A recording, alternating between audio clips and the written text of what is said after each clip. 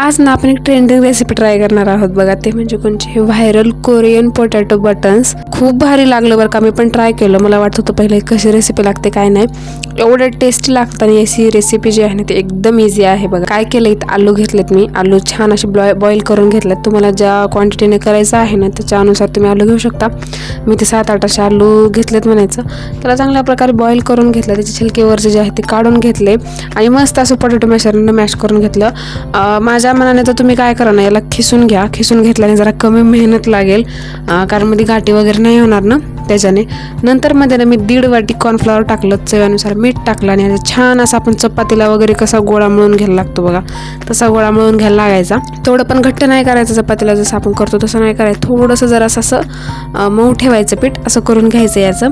आणि चांगल्या प्रकारे थोडंसं तेल लावून त्याला छान असं मळत जायचं आणि मस्त त्याची बाइंडिंग वगैरे व्हायला चालू होते.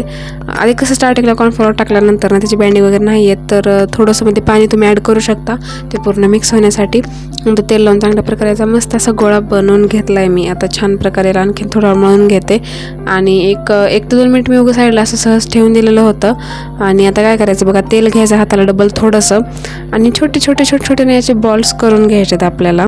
तुम्ही ना कोणता पण शेप देऊ शकता बघा. आपलं नूडल्स वगैरे असतात ना तसा देऊ शकता, समोसाचे आकार देऊ शकता, किंवा याला जे आहे ना ते असं चपाती लाटलं तसं लाटून घेऊन त्याचे शेप तुम्ही करू शकता. गोल, त्रिकोणी, चौकोनी, जसं तुम्हाला आवडेल तसे प्रकारे तुम्ही करू शकता. किंवा मोल्ट असतात हार्ट शेपचे वगैरे, तर ते तसे पण तुम्ही करून घेऊ शकता.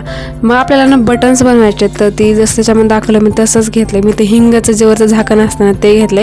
त्याच्याने मध्ये असं बघा प्रेस केलं, मस्त असं बटनच्या आकार टाईपचं जरा झालेलं होतं तसं, कारण त्या व्हिडिओमध्ये वगैरे तसेच दाखवलेले होते. सो आपण पण तसं ट्राय करणार ना. कोणचं पण कशाचं पण असं काहीतरी छोटंसं बघून घ्यायचं आणि त्याच्याने मस्त असा शेप द्यायचा.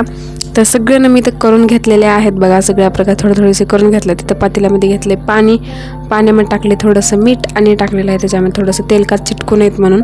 आणि हे टाकले आणि ह्याला जास्त बॉईल करून घ्यायचं नाही. लय 1 ते 2 मिनटं पाण्याला चांगली उकळ आली का हे सगळे मीठ टाकून घेतलेत मी. 1 ते 2 मिनिट पाण्यामध्ये छान असं बॉईल करून घ्यायचं आणि लगेच काढून घ्यायचं. जास्त ओव्हरकुक केलं नाही ते सगळं फुटकर होतं, एकदम अजिबात छान नाही दिसत.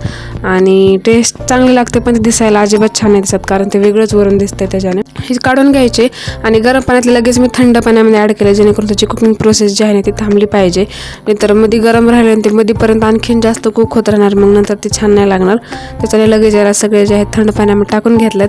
आता आपल्याला याच्यावरनं जे आहे ना तडका असा द्यायचा नसतो बरं का गॅसवरती. तर कढईच घेतलेली आहे मी खाली आणि कांदा टाकला आहे मध्ये. कांद्यामध्ये थोडासा लसूण टाकून घेतला आहे बारीक चॉप करून. स्प्रिंग अनियन, कांद्याची पात घेतले आणि चिंग्सची शेजवान चटणी घेतलेली आहे मी. तर हे जे आहे ना 1 ते 2 चम्मचमध्ये टाकून दिलेले आहे. तुम्हाला पण हे घ्यायची असेल ना तर लिंक डिस्क्रिप्शन बॉक्समध्ये आहे, पटकन जाऊन बघा. चिंग्स शेजवान चटणीची जाऊन ऑर्डर करा. आणि इथे घेतलेले आहेत मी तीळ. त्याच्यानंतर घेतलेला आहे ऑरिगॅनो आणि सोया सॉस घेतलेला आहे 1 ते 2 चम्मच. आणि कडक गरम तेल असं करून घेतले बघा, असं धूर निघत आहे. आणि मग ह्याच्यावर असा तडका द्यायचा आहे आपल्याला. आणि त्याच्यानंतर मग आपण जे बनवलेले होते ना बटन्स, ते सगळे आलूचे वगैरे बघा, ते ह्याच्यामध्ये ॲड करून घ्यायचे. मस्त असं खालीवरी करायचं आणि एकदम एन्जॉय करायचं. खूप भारी लागतात बरं का. आणि हे टाकताना ना दमान टाका, कारण अचानक असं टाकल्यानंतर ते आपण गोल वगैरे बनवलं तर ते तुटू शकतात. थोडेसे माझे 1-2 असे तुटले होते, कारण चमचा वगैरे हलवताना दमान हलवायचं एवढंच. मस्त असं आता एन्जॉय करायचं, सर्व करायचं. वरून तीळ वगैरे टाकायचे आणि खरंच खूप छान लागत होते. तुम्ही पण नक्की ट्राय करा आणि चॅनलला पटकन सबस्क्राईब करून ठेवा केलं नसेल तर.